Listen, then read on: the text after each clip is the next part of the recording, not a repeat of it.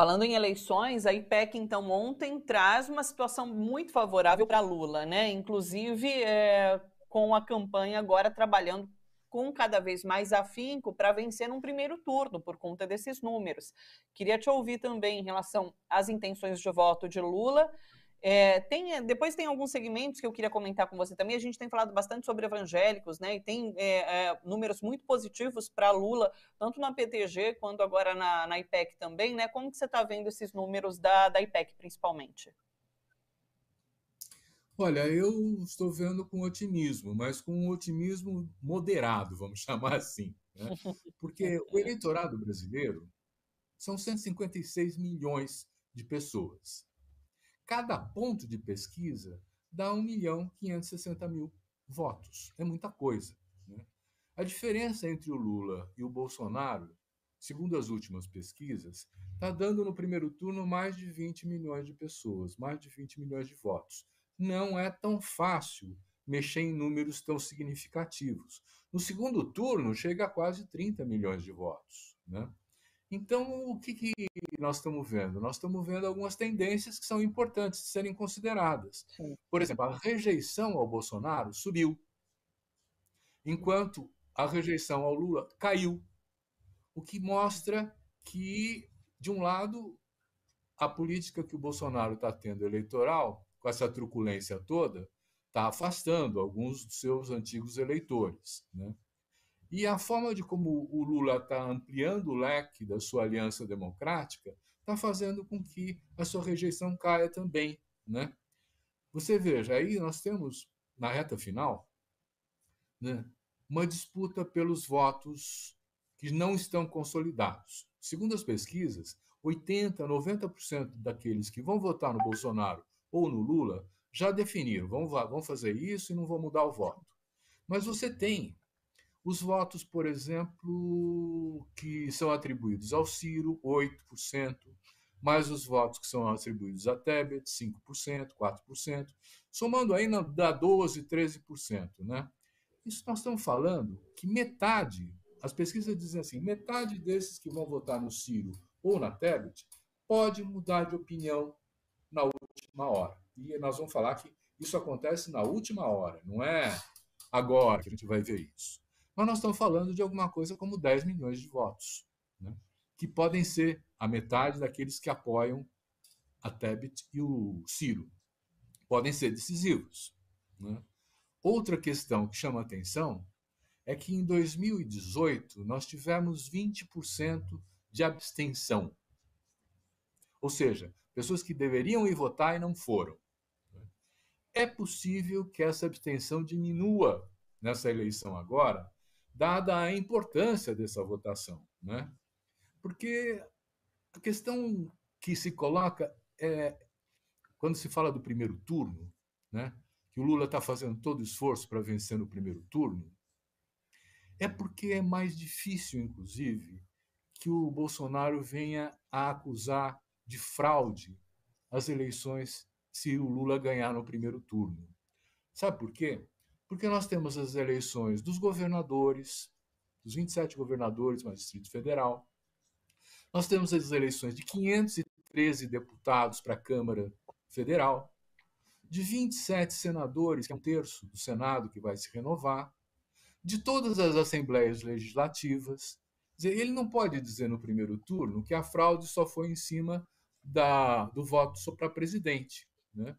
Então, se o Lula consegue vencer no primeiro turno, fica mais difícil para o Bolsonaro dizer que houve fraude e tentar impugnar, coisa que no segundo turno já seria mais factível, né?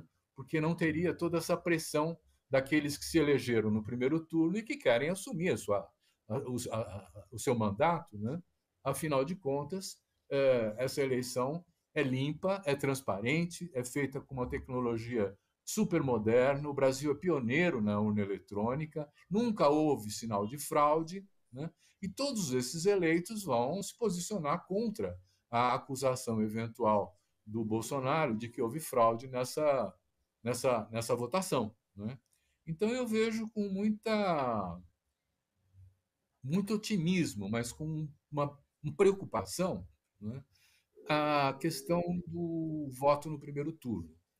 A única coisa que pode mudar essa tendência que nós estamos vendo agora, né, são alguns eventos que sejam extraordinários, que possam trazer alguma informação, trazer alguma denúncia, trazer uma bomba, vamos dizer assim, na mídia, né, para que alguém mude de posição, para que se Sim. tenha a destruição do oponente, né? E o Bolsonaro faz isso, ele tenta destruir o seu oponente. Então nós devemos esperar ataques ao Lula bastante fortes agora, né? E um bombardeamento de fake news pelas redes sociais. Você lembra que o Witzel, 4 semanas antes das eleições, ele tinha 4%. Depois ele se elegeu governador, né? Então não é uma coisa de que nós estamos passando por uma situação que já está resolvida. De maneira alguma. Eu acho que é preciso buscar uh, a, ganhar votos para a defesa da democracia. Eu não estou falando para a defesa do Lula como candidato, para a defesa da democracia no nosso país, né? E fazer todo o empenho para que essa votação no primeiro turno resolva essa questão, porque aí nós temos mais facilidade de defender a democracia, as instituições e o resultado eleitoral. Perfeito.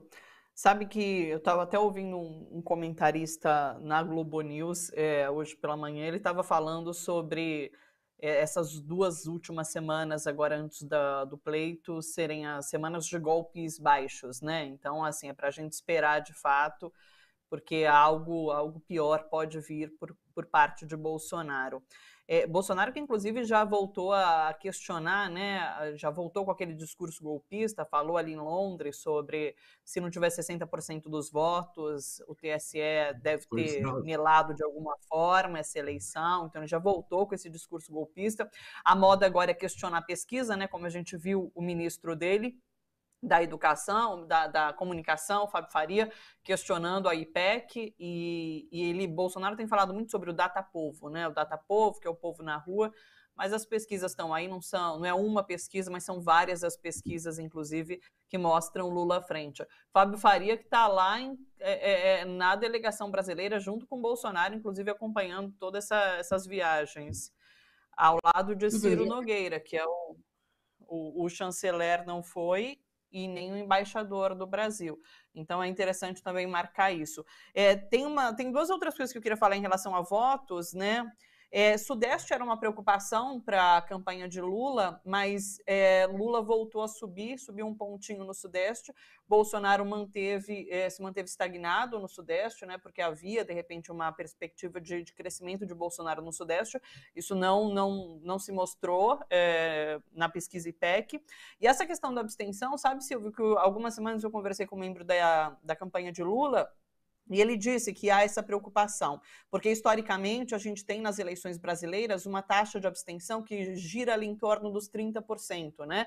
E a gente tem um fator importante nessa eleição que é a violência política, e que muita gente talvez pudesse deixar de votar por medo, né? Então tem essa questão da abstenção que eles estão ligados e vão trabalhar. Tanto é que hoje eu vi algumas manchetes já dizendo isso, que a campanha de Lula vai trabalhar para diminuir a abstenção e conseguir realmente vencer em primeiro turno.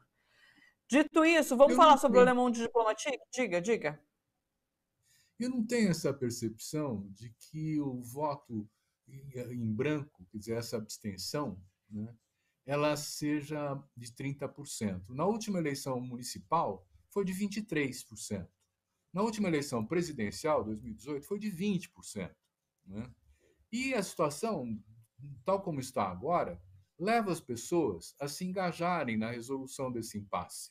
Nós estamos vivendo uma crise no Brasil, uma crise política, que depois decorre, se transforma numa crise do bem-estar das pessoas, que vai se expressar na fome, que vai se expressar, enfim, em todos esses sofrimentos que estão sendo vistos. Né?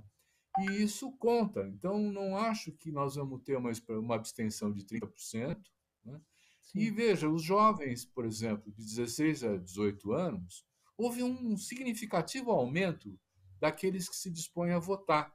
Não é à toa, isso não é negligenciável. você tem que considerar que são também indicadores das tendências de voto. Não é só que os jovens se resolveram, acho que 2.600.000 jovens resolveram se inscrever para votar, né? Mas o que isso significa na juventude? Será que esses que se inscreveram estão expressando também uma tendência da juventude num âmbito maior? Eu acho que sim, né? E acho que os que têm mais de 18 anos, que também são jovens, né, devem estar engajados na preocupação de como resolver esse impasse político e como eles podem participar nessa resolução, né? Então, eu Sim. vejo que essa abstenção não deve ser tão grande assim, não. Tomara, tomara, porque as pesquisas têm trazido números bem baixinhos, né, em relação à abstenção. Tomara que isso se mostre realidade de fato. O Le Monde Uhum. Diplomatique Brasil, hoje aqui na TVT, 9h30 da noite, vai falar sobre tendências eleitorais, né? Conta um pouquinho pra gente. Pois é, está na hora de falar disso, né? Nós estamos há pouco tempo das eleições, existe um observatório da política eleitoral que foi criado na Universidade Federal do Rio de Janeiro, que conta com especialistas que têm acompanhado as pesquisas, têm acompanhado as tendências, têm acompanhado as manifestações dos candidatos, né? E vem nos trazer o resultado dessa avaliação do momento, indicando também o que pode acontecer até as eleições nesse período, né? Então, assista porque vale a pena, é uma conversa interessante.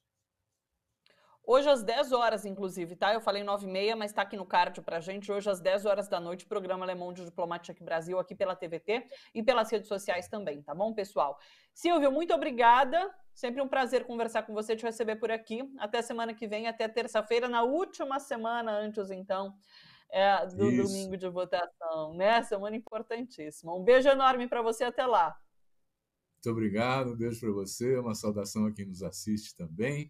E até lá, vamos indo que está chegando a hora. Tá chegando a hora, é isso. Beijo, Silvio.